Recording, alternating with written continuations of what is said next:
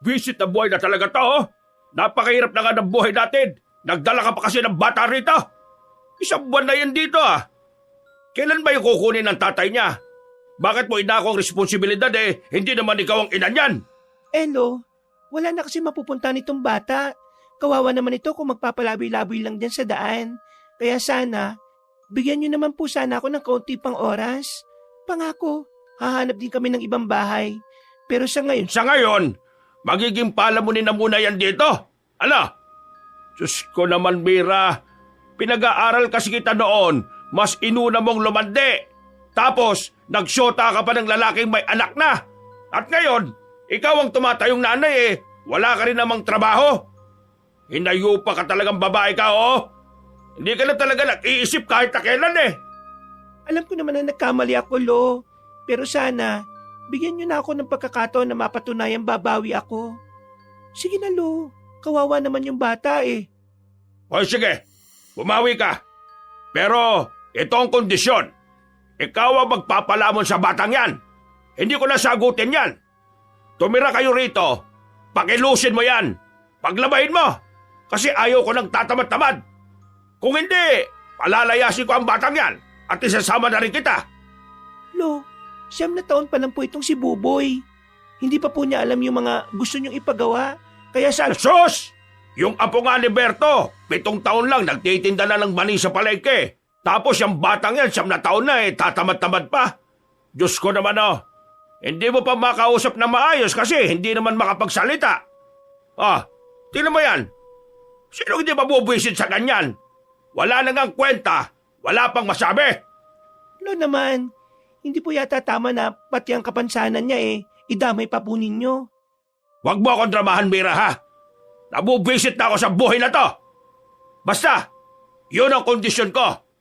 Kapag ayaw mo, di lumayas na kayo. Lumabas na ang matandang lalaki na halos umuusok na ang ilong sa galit. Si Mira naman ay napayakap na lamang sa batang si Buboy. Ang senaryong yon ay nasaksihan lahat ng binatang si Nelson na kanina pa pala nasa harapan ng bintana. Nang makita siya ni Mira ay agad siya nitong nilapitan. Hiyang-hiyang humarap sa kanya ang dalaga. Nakayuko pa ito at hindi makatingin sa mga mata niya. Narinig mo ba lahat? Oo, sorry Hindi ko maiwasang tumambay Nag-alala kasi ako na baka saktan ni Mamburong yung bata. Pasensya ka na, pero bakit ka narito? May kailangan ka ba? Ibibigay ko lang sana itong pandesal para sa inyo ni Buboy. Ito, tanggapin mo. Nakakaya na. Palagi ka na lang nagbibigay sa amin ng pagkain. Hindi ko alam kung kailan ako makakabawi sa iyo Hindi mo naman kailangan bumawi. Ginagawa ko naman ito kasi gusto ko. Ay, siya nga pala. Wala pa rin ba yung tatay ng bata? 1 buwan na. Hindi ko nga alam Sa totoo lang, sobrang nag-aalala na ako. Kasi nung huli kami nag-usap sa telepono, parang natataranta siya. Para bang may humahabol sa kanya.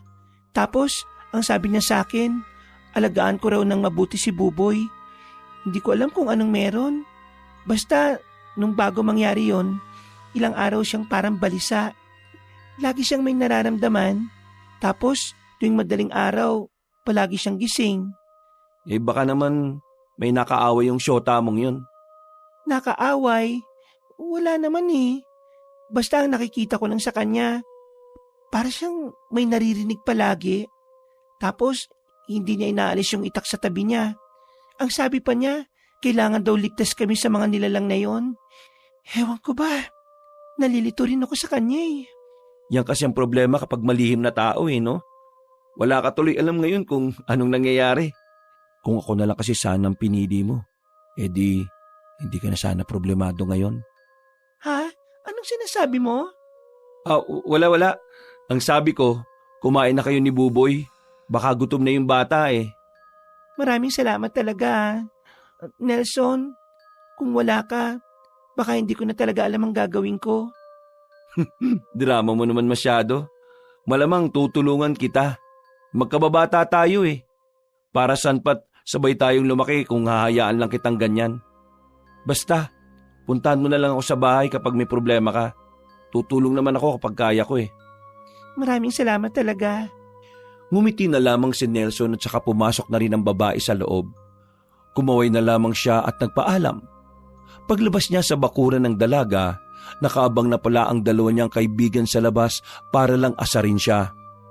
Uy, pumoporma yung tropa natin na tumaasang sa isang iglap lang eh. Mapapasa kanya yung matamis na pagmamahal ng isang dilag na kababata. At ang pag-asang tila nagingalo ay muling nabigyan ng liwanag na ang kanyang karibal bigla na lamang naglaho sa hangin na para bang mabahong utot. Uy, para kayong mga siraulo dyan. Inabangan niyo talaga ako dyan ha, para lang sabihin ng mga yan. Napadalang naman kami. Nakita ka namin kausap si Maring Mira. Ano na estado niyo pre ha? Ha? Ano, kayo na ba? Ano bang pinagsasabi niyo? Baliw ba kayo? Hindi naman ako nanliligaw eh. At saka hindi naman kami talo. Anong hindi talo? Sus, kunwari ka pa. Matagal mo na rin namang gusto si Mira eh. Aminin mo na kasi sa sarili mo. Wala namang masama sa pagiging honest pre. Ano naman kung oo nga? Gusto ko nga siya. May magbabago ba? Ang bagal mo kasi mag-the moves eh. Naunahan ka tuloy ng may anak na. Ano ba kasing balak mo ha? Palagi ka na lamang magiging ganyan? Tagatulong ng babaeng iniwan ng syota? Ewan ko, hindi ko alam. Basta ang malaga na lang sa akin matulungan ko siya kung ano man ang makakaya ko. Bumuntong hininga na lamang ang dalawa niyang kaibigan. Ang mga ito kasi ang saksi sa kung paano ginagawa ni Nelson ng paraan para lamang tulungan ang babaeng si Mira. Matapos ang kanilang pag-uusap, umuwi na lamang ang lalaking si Nelson. Napatingin siya sa dingding kung saan nakadikit doon ang larawan ng kanyang ama at ina. Umupo siya sa gilid. Napangiti ng pilit. Mag-isa na lang kasi siya sa bahay na yon. Ang kanyang ate kasi bumalik na ng Maynila nung hapon matapos ang halos isang buwan ding bakasyon. Ay nako, mag-isa na naman ako. Ano na naman kaya ang gagawin ko ngayon? Pa? Ma? Sabihin niyo nga sa akin kung anong pwedeng pagkaabalahan. Sawang-sawa na ako kakabantay sa mga alaga natin baboy at manok eh. Nagbiro na lamang ang binata. Pero sa loob-loob niya, malaki ang